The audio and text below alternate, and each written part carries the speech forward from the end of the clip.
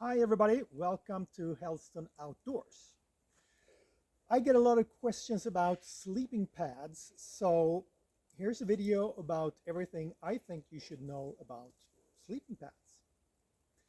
I will talk about the different types of sleeping pads, and I will talk about the pros and the cons of the different types that there are. At the end, I will talk a little bit about sleeping pads and our hammock, the Helsdon Hammock. But apart from that, everything will be general information that is good, no matter if you're sleeping in a hammock, in a tent, or on a floor in a gymnasium or something. But before I go into the different kinds of sleeping pads, I would like to talk about the purpose of sleeping pads. And there are basically two reasons to use a sleeping pad. One is we want to use it as a mattress when we sleep on the floor. We want to avoid sleeping on the hard ground or floor.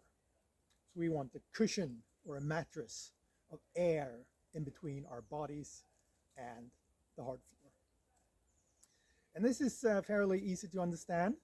The thicker the sleeping pad is, the more soft air we have in between our bodies and the hard ground, and the more comfortable it is. Sleeping pads come in different sizes, and that's also easy to understand. You have to have a sleeping pad that is as long or as tall as you are. So nothing strange there. But the second thing about sleeping pads is a little bit harder to understand. And that has to do with insulation. The second feature of the sleeping pad is insulation. We want to insulate ourselves from cold coming from underneath, from the ground, or if we sleep in a hammock, from the air under our bodies. And even if it's summer, here in Sweden where I am, temperatures at night usually drop to maybe 15 degrees centigrade. And that's cold enough that I start to feel the chill from underneath. So it's not extreme temperatures or winter time only like now. So insulation. All insulation basically works the same way. And it works because there's a property of air. And that property is that air conducts heat very, very badly. So what we want to do is that we want to create a layer of air in between what we want to insulate and what we want to insulate from. And it works the same way. It doesn't matter if it's a sleeping pad, a sleeping bag, a winter jacket, oven mittens, or the insulation that we have in our walls in our homes. It works the same way. We have air that insulates us. But we can't have just any air. We have to have air that doesn't move. If we have air that moves, we get ventilation, not insulation. So we want to have lots of small pockets or bubbles of air that stands still. That's how insulation in our walls work. We have rock wool or something like that. It's not the rock wool itself that insulates us. It's the air that is trapped inside the rock wool. Same thing if you have a down jacket. It's not the feathers in the down jacket that insulates you. It's the air that gets trapped in the fluffy little feathers that insulates you. So, air that stands still, that's what we want to have to insulate us. And that's what we have in sleeping pads. So, how well does a sleeping pad insulate? Well, this used to be kind of hard to tell because different manufacturers have different ways of describing the insulation properties. Some said that, well, this sleeping pad is good to 5 degrees centigrade or maybe down to -10 or something.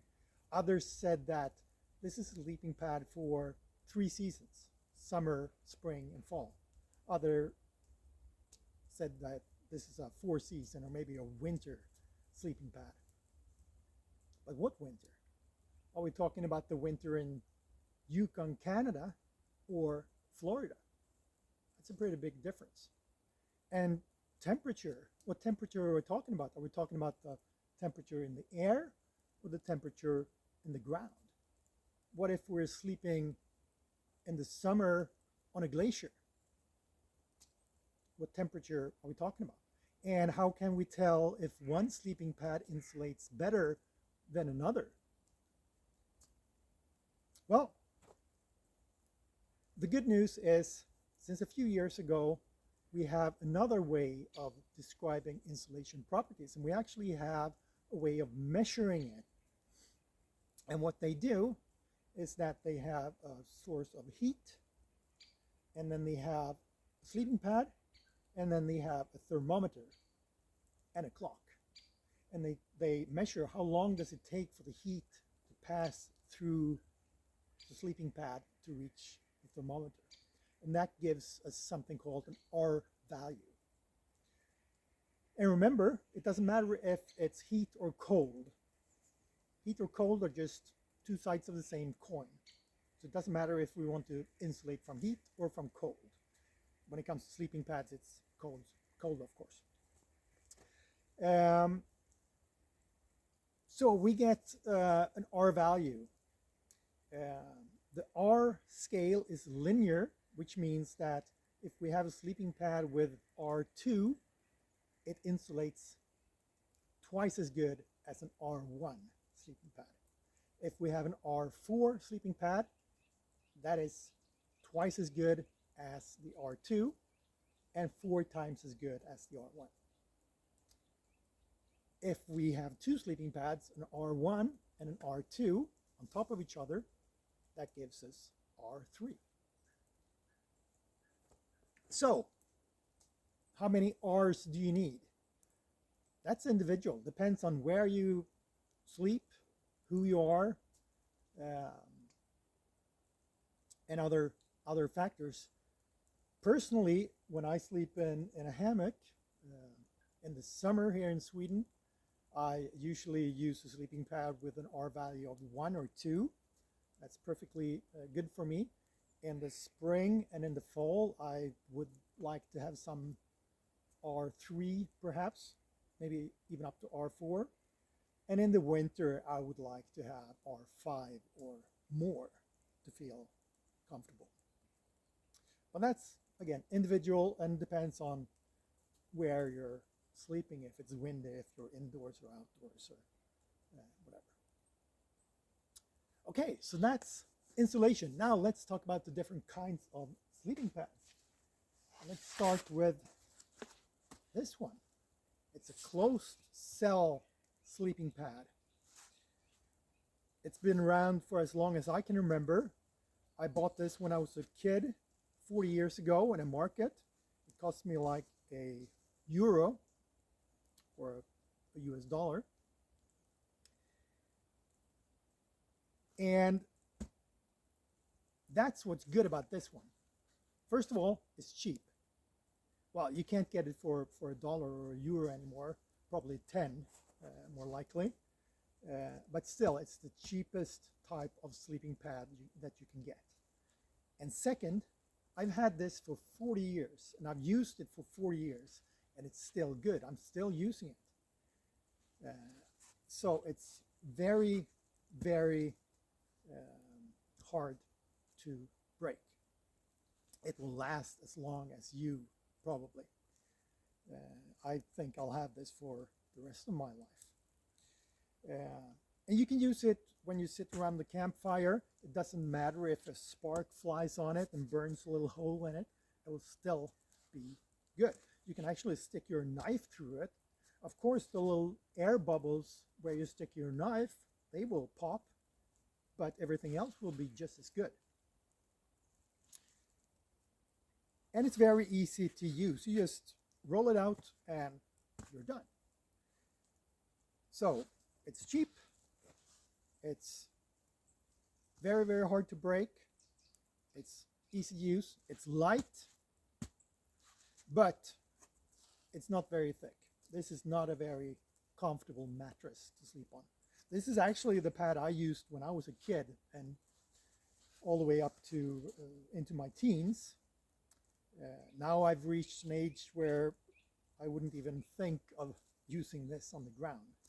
I still use it in my hammock though, because in my hammock I don't want the mattress function, I just want the insulation. And this one probably has R 0.5, I would say. And that's good enough in a warm summer night for me. You can get them a little bit better. This is another one. Same, it's a closed cell sleeping pad. This has an R value of 1.5. It's a little bit, it's not as wide, but it's a little bit thicker. You can't get them with higher R value. Maybe you can get them with R2, but that's pretty much the maximum, because you would have to make them thicker, and they would just take up too much space. It's not practical to carry around something that big. The next type of sleeping pad is the self-inflatable one. This is a self-inflatable sleeping pad. It has basically the same shape as the other one when rolled up. This is made of 2 layers of fabric, usually polyester, but it could be some other type of fabric as well. And then there's a core inside with some kind of spongy material. When you use it, you roll it out, you open the valve here, and you let air into it, and it self-inflates. Sounds like magic, but it's really fairly simple, because inside we have like a sponge. The sponge is soft, so we get the mattress function. Also, there are lots and lots of little pockets for air in here, so we get the insulation. But also, when I roll this up, I squeeze out all the air and I compress the sponge like this. And then when I roll it out and open the valve, air can come into all the pockets and it self-inflates. But it's not 100% true that it does self-inflate. Usually what you have to do is you roll it out, you open up the valve, you let air into it, you wait a minute or so, and then at the end you will have to blow a few times before you close it to fill it up all the way.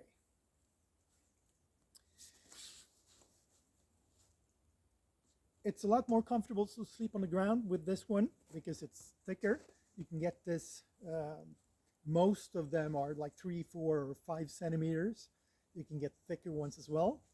That's I would say the majority of them are 3, 4, 5 centimeters. The R value, again, lots better than the closed cell one. Again, 3, 4, 5 R is very, very common, but I've seen up to 10 R. Not very common, but they exist. They're a lot more expensive than the closed cell one. If you can get a closed cell one for €10 or dollars, I would say this starts at €100 or dollars. So they're more expensive. They're also heavier than the closed cell one, and you don't want to stick your knife through this because you will get a puncture. If you do, air will of course come out of the hole. It's not a disaster. Just like with a sponge, if I stick a knife through a sponge, of course it won't be good there, but the sponginess is still intact all around. So even with a hole, it will still insulate pretty good, and it won't be just flat. Uh, but it won't be very comfortable to sleep on if you're on the ground. Okay, so the last type of sleeping pad is the inflatable sleeping pad, or air pad, or air mattress. And as you can see, the packed size is significantly smaller than compared to the other two. And that's a really good advantage when it comes to this one. The inflatable mat can be divided up into two subcategories: uninsulated and insulated mats. This one is uninsulated. These can be made really thick, so you get a lot of soft air, a soft mattress to sleep on, and the R values can be 6, 8, 10, or even up to 12 with the insulated versions. So a lot smaller, and if you're sleeping on the ground and it's cold, you can't get any better mattress or better insulation compared to anything else. So lots of advantages with this one. So what are the disadvantages? Well, first of all, at least with the insulated ones, they're kind of pricey. They're the most expensive ones you can find. Second, it takes quite a lot of time to inflate them. You need to get pretty much air into them, and you don't want to do it blowing with your mouth, or you'll be blue in the face before you're done. This one has a pump, actually. So what I do is I take it out of the bag, roll it out on the ground, and then I pump it up with my foot. It takes 4 or 5 minutes. It's also fairly common that you can use the bag as kind of a balloon to get air into. So you take the bag, it expands to twice the size usually. You hook it up to a valve in the mattress, and then you collect air into it, and you roll it up and squeeze the air into the mattress, and then repeat, get more air, squeeze it in, and then you repeat that 30 times or something, depending on how thick the mattress is. Again, takes quite a lot of time, 4 or 5 minutes usually. So they're a little bit harder to set up, and takes longer to set up.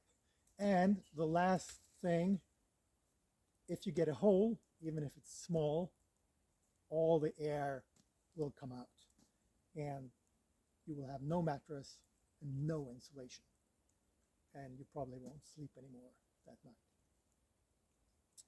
So as long as they're fully inflated, they're very comfortable, but it takes time to inflate, and you don't want even the smallest hole in this one. So to sum up, closed cell mats, cheap, lasts forever, not very good insulation, not very good mattress. Self-inflatable ones, a little bit heavier, lots better insulation, and pretty soft. And then the inflatable ones, very soft, really good insulation if they are insulated, but takes time to inflate, and you don't want to get a hole in it.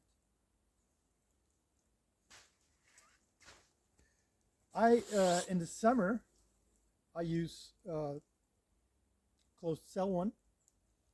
That's good enough for me when I sleep in a hammock. In the spring and in the fall, I use a self-inflatable one, and in the winter, I use both at the same time in my hammock. if I sleep on the ground or on the floor, especially on the floor,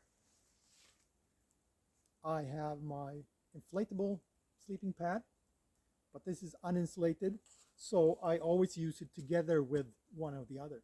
I use this one for the soft mattress, and I use one of these for insulation.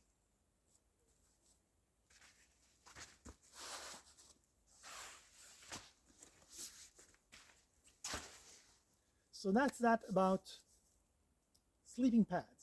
Now, just a few words about sleeping pads and the Helsdon Hammock. You don't actually have to use a sleeping pad at all in a Helsdon Hammock if you don't want to. If you're in the tropics or if it's a really warm night, you can use it just the way it is, because you don't want the softness from the mattress, you only want the insulation. So if there's no cold to insulate from, you don't need the sleeping pad. But at least where I live, even in the summer, I do want a little bit of insulation, at least R1.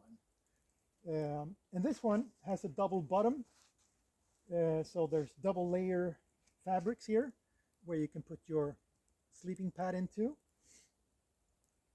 And again, you don't need the sleeping pad for the flat lay.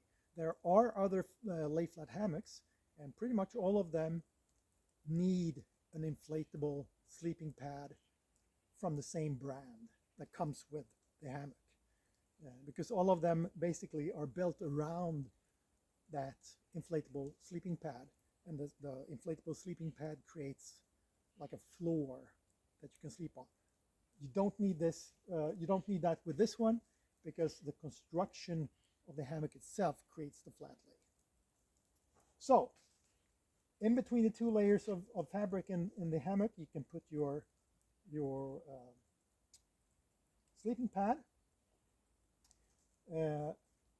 It's the narrowest is in the middle here, and it's 70 centimeter wide in the middle. So any sleeping pad wider than 70 centimeters won't fit. Even 70 centimeters is a stretch. It will be pretty hard to get it in. So I would say 65 centimeters width of your sleeping pad is maximum. You can have more narrow, which is good in the summer, but in the winter, of course, you want insulation all the way out to the side. So 65, I think, is optimal. The width, I would say that 4 centimeters is the maximum. You can fit probably one that is 5 centimeters, but then it's kind of hard to fit, and also it actually gets harder to sleep in. So if you have a sleeping pad that's 5 centimeters, you can still use it, but just don't inflate it all the way up. Just inflate it so it's a little bit soft, because again, you don't want the soft mattress function. You just want the insulation, and that will be good enough even if you don't inflate it all the way. Lengthwise, the sleeping area is 195 centimeters, but it doesn't matter if you have a sleeping pad that's longer. It will just stick out into the storage area at the foot end or at the head. Okay, so that's that about sleeping pads. Happy camping.